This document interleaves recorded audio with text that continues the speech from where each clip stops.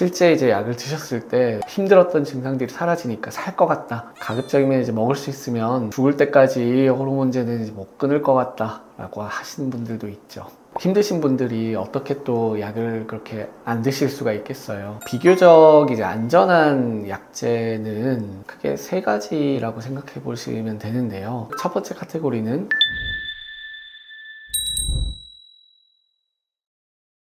갱년기 여성분들 뿐만 아니라 이제 뭐 유방암을 치료하는 여성분들은 폐경기 증상을 겪게 돼요. 그렇기 때문에 그런 증상들을 해소하기 위해서 호르몬 약에 자연적으로 이제 관심을 가지실 수밖에 없는데, 증상이 되게 다양하신데요. 일단 그래도 가장 흔한 증상은 땀이 나면서 밤에 잠을 잘 못 자겠다, 덥다. 그 다음은 이제 안면 홍조, 얼굴이 좀 이렇게 붉은기가 생긴다, 삭신이 쑤신다 라고 해서 이제 온몸에 뭐 근육통이 생기고 약간 관절도 좀 안 좋은 것 같고 이런 말씀도 하시고, 기분도 같이 다운되는 것 같고, 탈모 증상도 있어요. 그런 것들 때문에 또 힘들어 하시는 분들도 계시죠. 약간 그런 여성성을 약간 잃어버리는 게 아닌가 하는 그런 슬픈 생각들도 좀 하시게 되죠. 이게 부족했던 여성 호르몬 때문에 생기는 증상이에요. 그러다 보니까 그 부족한 호르몬이 이제 충족이 되면 당연히 이제 자연스럽게 그 증상들은 해소가 됩니다. 개인 편차가 있기는 하지만 실제 이제 약을 드셨을 때 힘들었던 증상들이 사라지니까 살 것 같다. 가급적이면 이제 먹을 수 있으면 죽을 때까지 호르몬제는 이제 못 끊을 것 같다 라고 하시는 분들도 있죠. 호르몬제는 짧게 이제 증상을 완화시킬 목적으로 드시는 거는 괜찮지만 장기적으로 복용하시는 건 위험할 수 있습니다. 일부의 호르몬제들은 이제 유방암을 유발할 수 있는 확률을 실제 올려줍니다. 호르몬제를 장기 복용했을 때 이제 많게는 유방암이 발생할 확률이 드시지 않은 분이랑 비교했을 때 이제 2.6배 정도 올라간다고 이제 알려져 있어요. 그 정도면 사실 굉장히 많이 올라가는 거거든요. 그뿐만 아니라 일부의 호르몬 제제들을 복용하게 되면 유방의 이제 밀도라고 하는데, 얘네들이 이제 촬영을 해보면 이제 밀도가 조금 올라가는 경우들이 있습니다. 그리고 양성 종양도 이제 더 잘 생긴다는 결과도 있고요. 그러다 보니까 이제 당연히 유방암도 이제 같이 더 생길 확률이 올라가는 거겠죠. 그래서 이제 모든 유방외과의 유방암 수술을 하는 선생님들이 이제 하는 얘기가 있어요. 딱 똑같이 말씀드리면 어쩔 수 없으면 드셔야 되겠지만 장기적으로 드시는 건 좋지 않습니다. 다 그냥 이렇게 얘기하세요. 하지만 힘드신 분들이 어떻게 또 약을 그렇게 안 드실 수가 있겠어요. 비교적 이제 안전한 약제는 크게 세 가지라고 생각해 보시면 되는데요. 첫 번째 카테고리는 합성 스테로이드 제제가 있어요. 이제 합성 스테로이드 제제는 에스트로겐과 이제 프로게스틴이랑 안드로겐 이 세 가지 호르몬의 전구 물질, 그러니까 완전 호르몬은 아닌데 이 스테로이드라고 하는 이 성분을 합성을 해서 만든 약제이고, 유명한 약이 이제 티볼론이라고 해서 상품명으로는 리비알이 있죠. 이제 이 약이 비교적 안전하게 약을 드실 수가 있습니다. 우리가 전통적으로 얘기하는 에스트로겐과 프로게스틴이 함유된 이제 복합 제제의 경우에는 장기적으로 복용했을 때 유방암이 생길 확률이 이제 뭐 2배 이상 올라가게 되는데, 티볼론이라는 이 약을 먹었을 때 유방암이 그렇게 많이 증가하진 않아요. 하지만 주의하셔야 되는 건, 유방암이 이미 진단된 분들에게서는 이제 이 약을 먹었을 때 유방암 재발이 올라가요. 그렇기 때문에 기본적으로 이제 모든 호르몬제가 똑같지만 유방암이 있는 분들, 병력이 있는 분들은 안 드시는 게 좋습니다.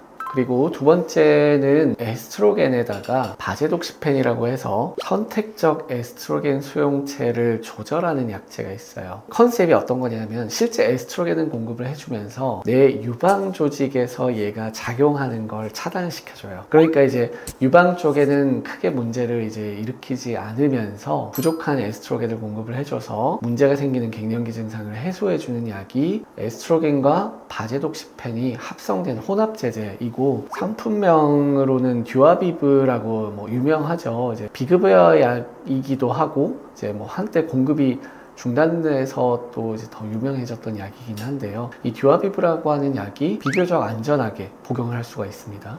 호르몬제를 챙겨 드시는 이유가 골밀도가 감소되는 걸 억제하기 위해서 먹는 경우도 많아요. 가만히 두면 그냥 계속 이제 뼈가 연해지다가 나중에 골다공증이 와서 골절이 이어질 수도 있기 때문에 티볼론이나 이런 듀아비브 같은 약재들은 유방에 비교적 안전하게 드실 수 있고 다른 이제 갱년기 증상의 일부 호전을 이제 유발할 수 있으면서 골밀도 감소도 어느 정도 이제 도움을 주는 좋은 약재가 될 수 있죠.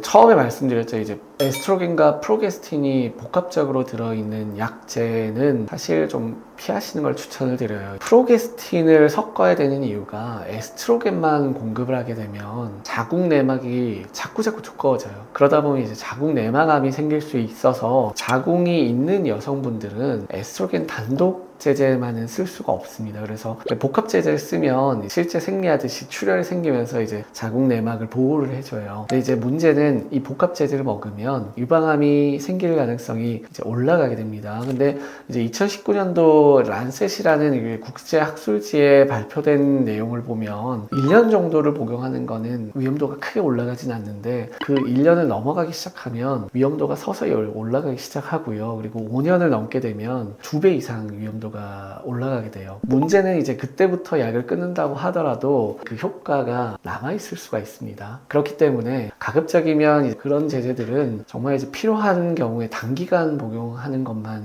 권해드려요.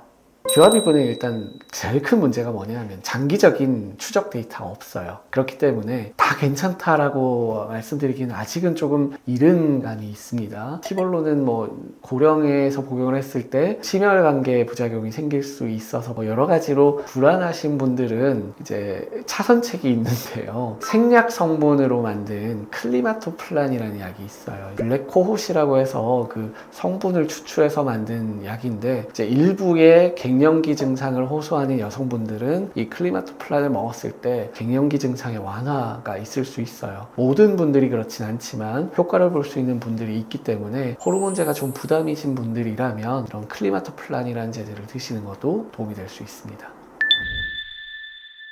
오늘 준비한 영상이 좀 도움이 되셨으면 해요. 이게 다른 모든 부작용을 통틀었을 때 유방암만큼 치명적인 부작용이 없습니다. 그렇지만 나의 삶의 질은 사실 누구도 지켜줄 수가 없기 때문에 내가 너무 힘들다면 당연히 호르몬 약제의 도움을 받을 수 있는 것도 중요하다고 생각합니다. 그래서 영상을 잘 보시고 앞으로 호르몬제를 선택을 하실 때 이런 장단점이 있구나 잘 기억해 주셨으면 좋겠습니다. 그리고 혹시나 뭐 갱년기 증상으로 호르몬제와 유방암에 대해서 걱정이 있으시다면 또 댓글로 남겨주시면 확인해서 댓글 답변 달아드리도록 하겠습니다. 네, 오늘 준비한 영상은 여기까지입니다. 영상이 마음에 드셨다면 좋아요, 구독 부탁드리겠습니다. 감사합니다.